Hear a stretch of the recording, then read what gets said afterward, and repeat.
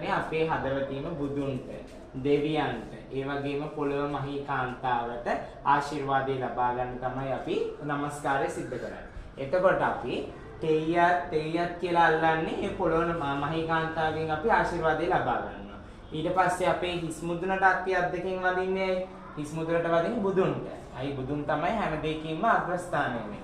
එතකොට ඊට පස්සේ අපි නල්ලට අත් දෙක අරගෙන වදිනවා දෙවියන්ට.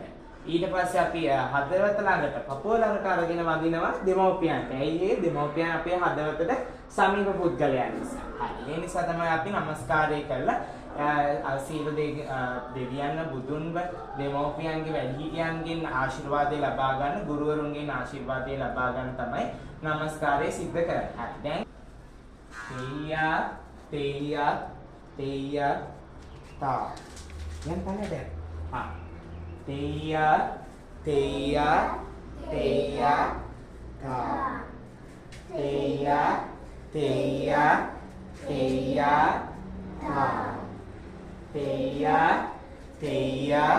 තෙය්‍යා තා